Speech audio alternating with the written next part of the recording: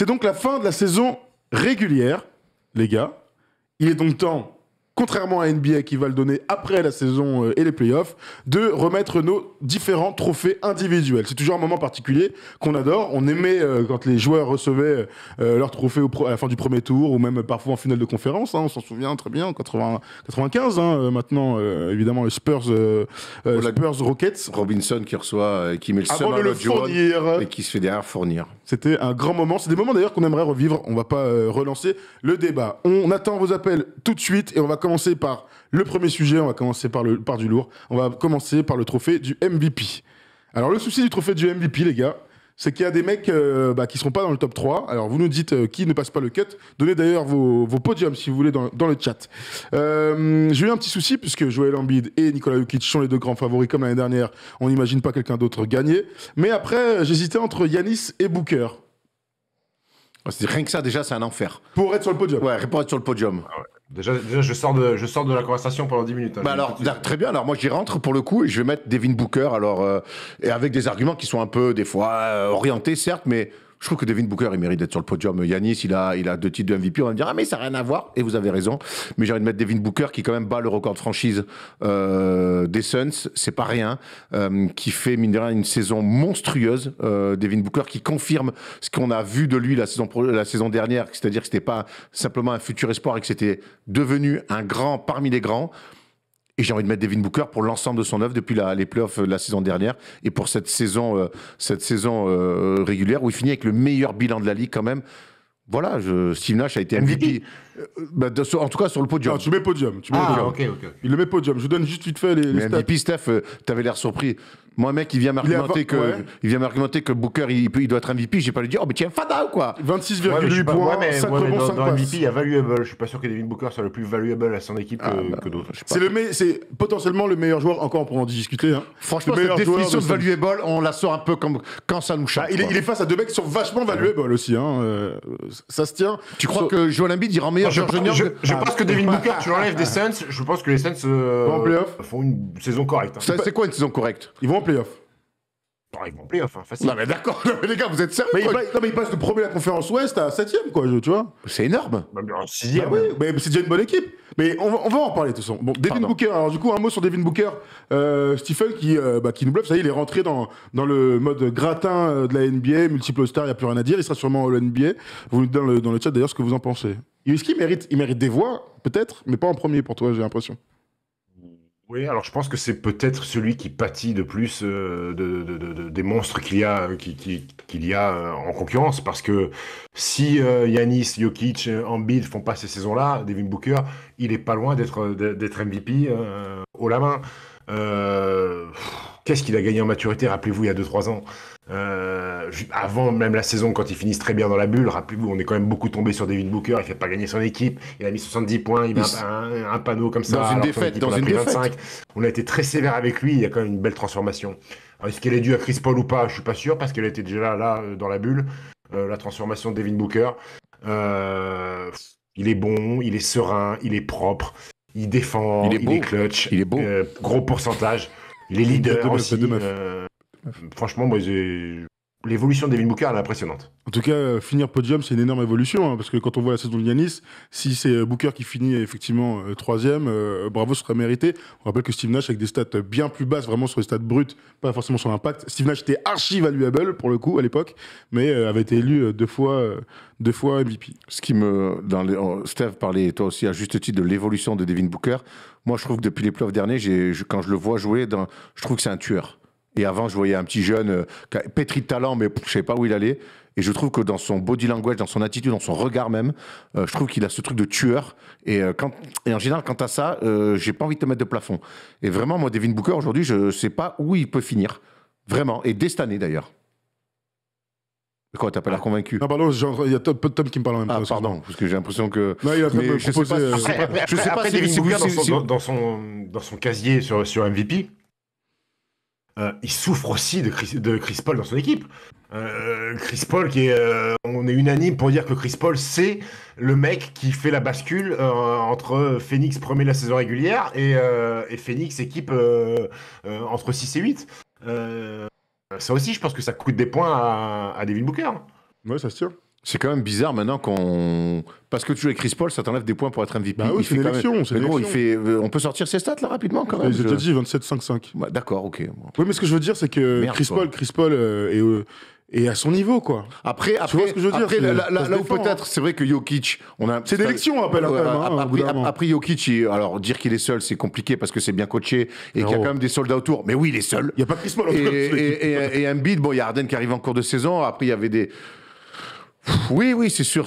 Mais j'avais envie de défendre Booker parce que son niveau, vous l'avez dit, le mot c'est l'évolution et c'est un mec en finale, c'est un mec qui met 2 fois 40 en finale l'année dernière et que je serais pas surpris de le revoir en finale cette année et de remettre des cartons. Bon, de toute façon, Booker fait une saison fantastique. Revenons du coup à notre podium et on va s'intéresser à ce duel. C'est exactement le même duel que l'année dernière. On a de la chance d'avoir enfin des pivots hyper dominants, en bonne santé aussi. Hein, on sait combien c'est important. Leader des franchises. Alors, ils sont très différents tous les deux. On connaît les profils. Mais j'ai aujourd'hui beaucoup plus de mal qu'il y a un mois et demi parce que il y a un mois et demi, Joel Embiid était mon grand MVP en puissance. Mais Jokic, il est surprenant, c'est pas le mot. Il est toujours aussi fort et toujours exceptionnel. Il a fait une saison historique avec son volume de points, passes et rebonds. J'ai du mal à les départager, les mecs. Ouais, c'est dur, hein. C'est un casse-tête terrible. Le bilan, il est pour Embiid. Mais quand on voit les blessures côté Nuggets, on peut pas s'empêcher de se dire que ce que fait Nikola Jokic est exceptionnel. Il a battu il a fait quelque chose que jamais personne n'avait fait dans l'histoire de la NBA. Ça aussi, et puis il y a l'aspect, et chez les deux, il y a un aspect visuel de domination de différentes manières. Il y en a un qui est plus dans la passe, dans le faire jouer tout le monde, qui régale. Il y en a, mais qui défend pas, ou très peu. On peut dire ce qu'on veut, il a progressé. Bon, okay, ça reste quand même un mec qui sait bien se placer parce qu'il est intelligent, mais c'est quand même pas un grand défenseur. Derrière, t'as un mec qui fait du Shaq, du Kobe et du Mutombo en défense. Bon, vas-y, franchement, vas-y, Steph, je te passe la main, là. J'arrive pas à me décider. Moi, je vais trancher. Enfin, je vais trancher selon mes critères. Moi, je vais sur Joel Embiid. Je vais sur Joel Embiid parce qu'il a porté une franchise qui... une grande partie de la saison était orpheline du deuxième meilleur joueur, Ben Simmons, qui voulait pas jouer, que l'arrivée de James Harden, qui est pas une arrivée anodine, hein, et c'est quand même un mec qui est omnipotent, James Harden, aucune influence sur le rendement de Joel Embiid. C'est le mec qui a le plus de 40 et 10 de la ligue. C'est le mec qui est meilleur scoreur de la ligue, depuis le premier big man à être meilleur scoreur de la ligue. Et puis, quand c'est très proche comme ça, quand t'as deux mecs qui sont très proches, tu l'as fait où la diff ? De l'autre côté du terrain, même si Jokic a progressé, Joel Embiid est quand même prétendant chaque saison, et encore plus cette année, à une All-NBA Defensive Team. Donc la diff, elle est là pour moi, elle est pour Joel Embiid. Moi aussi, je te rejoins. Ils font tous les deux une saison extraordinaire. D'ailleurs, je vais vous donner les stats. Je suis allé les regarder vite fait. Joel Embiid donc, est à 30,6 points, meilleur scoreur de la NBA cette année. C'est pas arrivé à l'intérieur depuis Shaq, hein, tout simplement. On rajoute à ça 11,7 rebonds, 4,2 passes pour le grand Joel Embiid, le tout à 49,999%, 37% à 3 points avec presque 4 tentatives. De l'autre côté, Nikola Jokic est à 27 points. Il marque plus de points que l'année dernière. 13,8 rebonds, c'est 3 de plus que l'année dernière. Il ajoute à ça 7,9 passes, 58% au tir, 33% à 3 points. C'est un délire la saison de Nikola Jokic. Franchement, ils vont être encore kiff-kiff. L'année dernière, ce qui avait fait la bascule pour Jokic, c'était le nombre de matchs de Joel Embiid. Il avait manqué beaucoup de matchs. Cette année, il n'y a aucun souci. 74 pour l'un, 68 pour l'autre. Franchement, c'est pareil. Le côté défensif et tout, j'aime bien ce que vient de dire Stephen. Alors d'un côté, il y a un gars qui a pas Jamal Murray, enfin non d'ailleurs, qui fait de sa blessure. Mais Embiid, en fait, quels que soient les joueurs autour de lui, tu me diras Jokic aussi, putain, je me mets dans la merde. Quel que soit leur joueur, quel que soit le système, quel que soit le truc. De toute façon, c'est compliqué. Ouais, mais c'est compliqué, ça m'embête. Écoute, Nico Batum vient d'envoyer un message, lui, il a fait un choix. Et Nico Batum, lui, il dit Joel Embiid 1, Jokic 2, Giannis 3, 4, Chris Paul, 5, Lucas. Alors, sans aller plus loin, c'est pas grave. Mais lui, il choisit Joel Embiid. J'allais prendre la parole tout à l'heure pour plaider la cause de Luka Doncic, quand même. Ouais, bah si tu veux, à la fin, d'ici demain, quoi. Et qu'est-ce qu'on fait Joel Embiid, alors. Joel Embiid. Moi, je trouve que la domination type Shaq de Embiid, elle est extraordinaire. Et jusqu'à il n'y a pas si longtemps que ça, honnêtement, j'étais sur Embiid. Je l'ai dit la dernière fois, on en a parlé. Mais putain, Nikola Jokic, là, je me fade tous les matchs des Nuggets ces derniers temps. Le mec, qu'est-ce qu'on fait d'être le premier être humain dans l'histoire de la NBA, et Dieu sait qu'il y a eu des monstres, à faire 2000 points, 1000 rebonds, 500 assists la même saison. Est-ce que ça, que le mec, en 2022, ce soit le premier gonze à le faire, qu'est-ce qu'on en fait de ça? Westbrook a pris un MVP sur ce type d'histoire, quoi. Honnêtement, j'ai envie d'aller. Et tu veux que je te dise, et c'est faible ce que je vais faire, et je vais le faire quand même. Je vais mettre Embiid, comme ça fait un partout tous les deux. C'est nul, mais c'est un truc de petite bite, tu vois ce que je veux te dire? Et je vais l'assumer. Et pardon, Manu Ferrara, tu serais pas fier de moi, mais j'ai fait un truc de petite bite. Je vais le donner à Embiid, comme ça fait un partout. Et je suis sûr que ces deux monstres, au moins, auront un titre de MVP. Bon, alors écoute, pour revenir sur Stephen, attends. On accueille un auditeur. Et ensuite, tu vas nous donner ta théorie. Garde-la en tête, s'il te plaît, Stephen. On accueille notre nouvel auditeur. J'ai oublié ton prénom. Erwan parlait, j'étais passionné. Baptiste. Salut Baptiste, comment tu vas? Très bien, et vous? Salut Baptiste. Super. Salut Baptiste. Alors Baptiste, juste avant de nous donner ton avis, Stephen allait sur une théorie qui allait peut-être dans la continuité de Darwan. Parce qu'on a, sur Doncic, ce sera plus tard, si tu me le permets. Là, je vais aller sur pourquoi on a écarté Giannis Antetokounmpo du top 3, parce que j'ai vu sur le tableau que c'était Devin Booker. Giannis, il a déjà été double MVP. Pour être triple MVP, à mon sens, il aurait fallu qu'il fasse une saison de mutant, une saison jamais faite dans l'histoire, et que son équipe marche sur la conférence Est. C'est pas le cas. Giannis, il sera peut-être 3e, mais on peut pas lui donner un 3e titre de MVP pour une saison qui est certes fantastique, mais pour être 3 fois MVP, tu te rends compte, c'est Larry Bird, c'est Magic, Jordan, je crois. Jabbar. Après, ils ont fait plus, au moins 3 fois, quoi. Ouais, donc tu vois pourquoi je peux pas mettre Giannis MVP, parce qu'il en a déjà eu 2 et que pour mériter un 3e, il faut faire les trucs hors du commun. Mais il n'est pas de suite. Antetokounmpo, s'il prend son 3e, là. Non, mais je pas dit de suite. Ah, t'as pas dit de suite, ok, pardon. Baptiste, alors dis-nous, toi, pour qui tu votes dans cette lutte de babards, là? Alors, moi, je voterais pour Jokic. C'est un petit peu aussi pour suivre une tendance actuelle. Les votants, les journalistes, etc., ils votent beaucoup grâce aux analytics. Alors, bien ou pas, je suis pas là pour débattre de la question. On n'est pas dans cette maison-là. On n'est pas dans cette maison-là. Si, mais c'est intéressant quand même. Dis Baptiste. Et Giannis Antetokounmpo a été notamment aussi élu à cause de toutes ces analytics, notamment la première année où c'était pas si évident que ça qu'il soit MVP. Et là, cette année, Jokic, il est vraiment devant dans beaucoup de stats différentes. Et il fait notamment des choses historiques en termes de NBA, en termes de PER, en termes de pas mal de choses, de win share aussi notamment, où il est largement devant.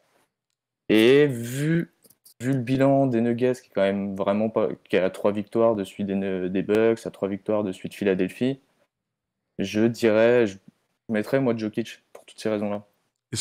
Du coup, ça m'amène à une question. Est-ce qu'on peut considérer que Nikola Jokic est plus valuable Non, mais quand on va dans le terme pur, ça je sais, mais est-ce qu'il n'est pas plus valuable? Pour moi, tu vois cette définition-là, un petit peu, cette question philosophique de qu'est-ce que c'est être valuable au basket. Et là, tu as tout le monde qui te sort les sciences et tout. À un moment donné, Steph, et j'espère que tu es d'accord avec moi et Thomas aussi, et tu me diras, Baptiste, si tu es d'accord avec moi, un mec qui te fait gagner un match de basket, il est valuable. Il te fait gagner. Donc, oui, il fait des passes, il fait trucs, un tel, oui, j'entends tout ça. À un moment donné, un mec qui est valuable, c'est un mec qui te fait gagner des titres, c'est un mec qui te fait gagner des matchs. Voilà, Jordan, il était valuable parce que tous les mecs à côté de lui, ils auraient peut-être eu des carrières random et la moitié des mecs, ils ont pris des bagues. Donc ça, c'est être aussi valuable. Et Jordan, c'est le mauvais exemple parce que c'est le meilleur de tous les temps. D'accord, non, mais ce que je veux te dire, c'est que dans cette définition de valuable, parce que tu sens mieux le jeu, parce que mais Ok, d'accord, mais tu réponds pas à ma question.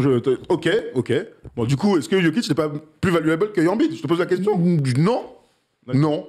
Non, mais après, il fait des choses qui, peut-être, on peut croire qu'il est valuable, parce qu'on aime bien, entre, tu sais, il y a entre les PER, là, comme on parle, tous ces chiffres-là. C'est juste les balles, PER, frère, c'est juste un peu, c'est les balles.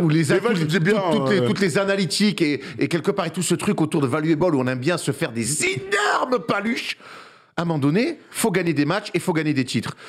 Et entre les deux, je trouve que non, je trouve pas que Joel Embiid soit moins valuable. Je finis juste, je trouve. Il veut dire quelque chose quand même. Quand tu vois des Monte Morris, des Will Barton, même la progression d'Aaron Gordon autour d'un joueur, elle le doit en partie à Jokic. Donc ce mot valuable, ça veut dire un mec est capable de faire surperformer les mecs autour de lui. Et vous en gagnez des matchs. Et donc il faut imaginer les Nuggets sans Jokic aussi. D'accord, mais alors imaginons mais attendez, moi je suis un fan de Jokic, il me régale, c'est le basket qui me fait hérisser les poils. Maintenant, enlever Embiid des Sixers, pourquoi on se pose jamais cette question-là? Toute la saison, on s'est dit, t'enlèves Embiid, t'enlèves Jokic des Nuggets, ils font quoi? Mais enlève Embiid des Sixers, ils se maintiennent même pas en poule G. Ils ont James Harden quand même. Ils ont James Harden. Mais avant qu'il arrive, Harden. Il avait censé être avant Ben Simmons, bon, il est pas là. Non mais bref. Je pense qu'ils avaient plus de collectif et petit peu plus que. Mais ça c'est toi qui le dis, Baptiste. Ça, c'est toi qui le dis, Baptiste. Moi, je vois des joueurs quand même qui connaissent qui sont bien coachés, qui connaissent un peu la boutique. Moi, ça, c'est vous qui le dites que sans Jokic, ces Nuggets, ils sont au fin fond, ils tankent presque. Ça, c'est vous qui le dites, les gars. Ce qui est sûr, Erwan, et on est d'accord, on est les premiers à dire quand il y a un mec qui vient sur un terrain, il rend les autres meilleurs. Il y a personne qui rend autant les autres meilleurs que Jokic aujourd'hui. Ça, il y a pas de doute. Je trouve qu'il y a pas de débat là-dessus. Luka Doncic. Ouais, je pense que Jokic rend encore. Enfin, si je dois les comparer, Jokic est meilleur là-dedans. Bon, ils sont à 10 et 11. Hein. Vous avez pas... C'est mon avis. Vous avez pas bien compris ce que je dis sur valuable. C'est que aujourd'hui, quand on dit que Nikola Jokic est plus valuable que Embiid, je trouve ça sévère pour Embiid. Bien sûr, Steph, t'as raison que le mot valuable a une signification. Mais à un moment donné, le mot valuable, donc rendre meilleur les autres, c'est quoi rendre meilleur les autres? À un moment donné, je préfère quoi? Et toi, Steph, le plus mauvais perdant que je puisse connaître, si moi, déjà, rien que je te mets un panier, quand tu défends sur moi, t'as envie de tout arracher, parce qu'à un moment donné, être valuable, c'est pas gagner des matchs. Un mec, il peut te rendre meilleur, mais si à la fin, tu perds tous les matchs, on fait comment? On va essayer de trouver une réponse. Mais là, c'est pas le cas, là. Là, on parle de mecs où leur équipe gagne des matchs, Erwan. Oui, donc pour moi, il y en a pas un qui est plus valuable que l'autre. Donc tu peux pas choisir entre les deux. On va accueillir un deuxième auditeur en plus de Baptiste. Baptiste, tu restes avec nous. Il s'appelle Nicolas. Salut Nicolas. Bonjour. Bonjour Nicolas, comment ça va? Bon. Tranquille, ça se passe Nico Batum? Ça va et vous? Ça va tranquille. Il est là lui. On vient d'atterrir là, je suis dans le bus. Ah ouais, alors si t'appelles, c'est que t'avais envie de répondre à cette question. Je sais pas si on pourra faire tous les trophées, je suis pas sûr, parce que c'est tellement passionnant. Alors, tu as entendu, j'imagine, ce qu'a dit Erwan. Dans quel sens tu vas par rapport au mot valuable? Est-ce que t'es comme Erwan, tu dis qu'en fait ça veut rien dire pour les meilleurs joueurs, ils le sont tous, ou est-ce que quand même on peut faire des hiérarchies? Bon, ils le sont tous à ce point-là, de la saison, et s'ils sont nommés dans le top 5, ils sont tous valuables pour leur équipe. Tu retires chaque mec de son équipe, leur équipe, elle tombe. Tu peux me sortir n'importe quel nom des 5-6 ans qu'on a donné, ils le sont tous. Mais après, si on parle du truc valuable, c'est Chris Paul le MVP. Si on parle dans ce cas-là. Ça, c'est ton cheval de bataille. C'est ton cheval de bataille, Nico, Chris Paul, depuis la saison dernière déjà. Je peux pas la faire avec Chris Paul. Mais non, mais si on part dans ce sens-là, c'est Chris Paul qui est MVP. Il doit être MVP l'année dernière, MVP cette saison. Qu'il reprend les. Alors qu'il y avait déjà Ayton, il y avait déjà D-Book depuis longtemps. Il a repris l'équipe sans changer. Ils ont juste changé lui au Rubio et puis ils sont passés la meilleure équipe pendant 2 ans. Quasiment. Donc, si on parle en most valuable, mais après, moi, je pense que Joel Embiid doit l'avoir parce que. Comme vous avez dit, là, je pense que ça ferait les 3 derniers, Giannis, Jokic, Embiid à la suite, ça peut être cool pour le storytelling. Mais après, c'est vrai que moi, un des trois qui l'aura, il le mérite. Mais moi, là où j'ai peut-être aussi, je dis Jokic, mais ça m'étonnerait pas quand même que Giannis finisse avec, parce que Giannis, c'est quand même le mec qui enchaîne une saison de fou, qui enchaîne un titre, qui enchaîne 50 points Game 6 et qui enchaîne une saison derrière et qui a progressé en plus. Le mec a progressé par rapport à l'année dernière. Tu penses vraiment que c'est possible que Giannis tous ses défauts, il les a limite changés. C'est plus un mauvais tireur. Bon, c'est pas Steph Curry, mais il a quand même pas mal progressé. Et le mec en défense, il peut être encore défenseur de l'année. Et là, j'ai du mal à croire qu'il peut être défenseur de l'année. J'ai du mal à croire qu'il lui file un 3e MVP en 4 ans. Et un défenseur de l'année qu'il a eu aussi l'année dernière. Ce serait fou. Hein. À un moment donné, ils vont lui dire, frère, t'es champion de NBA, MVP des finales. On se souvient que Jordan, des fois, il donnait un peu aux autres à manger. Donc, plus tard. Un peu plus tard, mais je pense qu'on est déjà là-dedans. On rentre un peu là-dedans. Bon, en tout cas, très bien. Alors, oui, vas-y, Steph. Non, il faut pour revenir sur le truc valuable, je suis obligé de parler du Slovène. Alors vas-y, parle de Lucas, ça te tient à cœur. Je suis obligé de parler du Slovène. Alors bien sûr que je suis même pas sûr qu'il soit top 3. Je suis même pas sûr qu'il soit l'NBA First Team.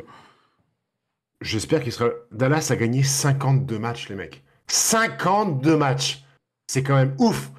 Parce qu'aujourd'hui, Jalen Brunson, s'il fait sa saison de sa vie, qu'il va prendre un énorme chécos, bravo à lui, mais merci Luka Doncic. Dwight Powell, s'il fait une saison comme ça, merci Luka Doncic.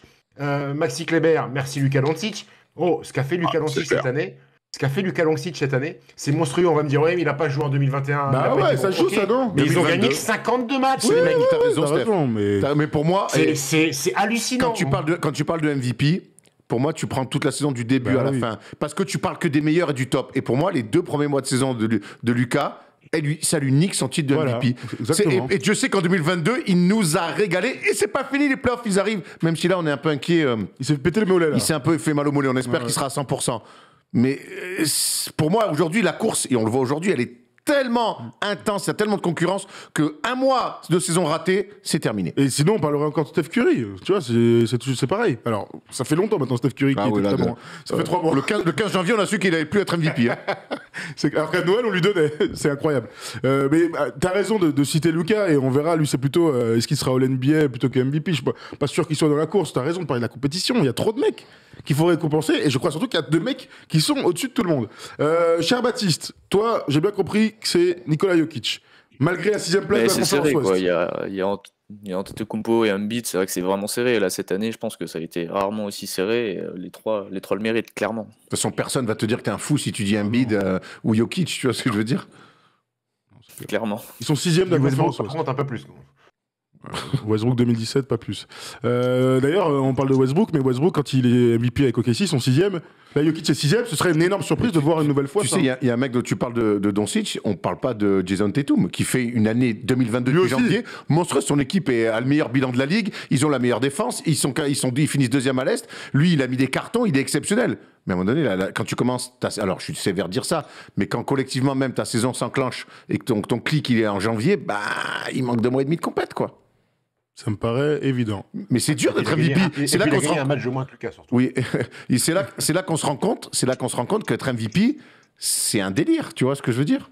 Meilleur PER de l'histoire pour Jokic, c'est un argument qui tue le débat. Bah écoute, en tout cas, sondage à l'appui, je regarde les résultats. Qui est MVP cette saison? Jokic, 45%, Embiid, 44%.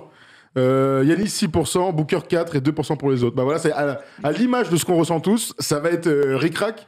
Je ne sais pas. En fait, on ne sait pas qui va passer. Par contre, je vais te dire, pour les Sixers, j'ai presque envie qu'Embiid soit pas MVP, qu'il attaque les playoffs avec un somme de l'espace. Parce que je serais déçu quand même. Il serait déçu. il serait très déçu. Tu sais quoi, c'est les mon previews. tour. On n'a Tu sais pas quoi, fait les c'est mon previews, tour, ça. mais les Sixers, ils sont en danger face aux Raptors. Bon, je te le dis. Bah, en fait, tu vas parler de tout, en fait. Après, et je vous rappelle, et je vais rappeler quand même un truc. D'ailleurs, Tom, si tu veux qu'on parle du mode de distribution du trophée, n'hésite pas, c'est le moment. Parce que je rappelle quand même, Erwan, que c'est à la fin de la saison qu'on saura le MVP. Oui. Donc du coup, ça n'aura aucun impact. Ce qui est chiant. Ils refont la cérémonie, là? Ah, je crois qu'ils font la cérémonie. En tout cas, il n'y a rien eu. Il n'y a pas de changement. C'est Will Smith qui présentera avec Chris Rock. Ça va pas la tête. Attends, je vérifie, mais pour moi, il y a toujours la cérémonie. Hein. Je regarde. L'année dernière, c'était au 2e tour. L'année dernière, Jokic, il est au 2e tour. Hein. L'année dernière, ils ont fait ça normalement. Attends. C'est vrai. Si, je crois. Et Nico, tu veux pas nous parler un peu là du game plan des Wolves et tout là? C'est comment? Vas-y, on n'est pas pour parler de basket. Il va falloir mettre plus de paniers qu'eux et qu'on les défend dur et qu'ils marquent moins de paniers que nous. Ah, Merci, Michel Gomez. Michel Gomez. Tu nous as livré plus d'informations ces derniers temps, Nico. Oui, vous avez eu assez là, dernièrement. Alors, l'info vient de tomber, là. C'est Polo qui vient me dire ça. Jarrett Allen, out pour le play-in minimum. Donc, on se posait la question, Erwan, tout à l'heure. Merci à Baptiste d'avoir appelé. Merci, Baptiste. Bah, merci à vous. Continuez, les gars. Salut Baptiste, merci beaucoup. Merci.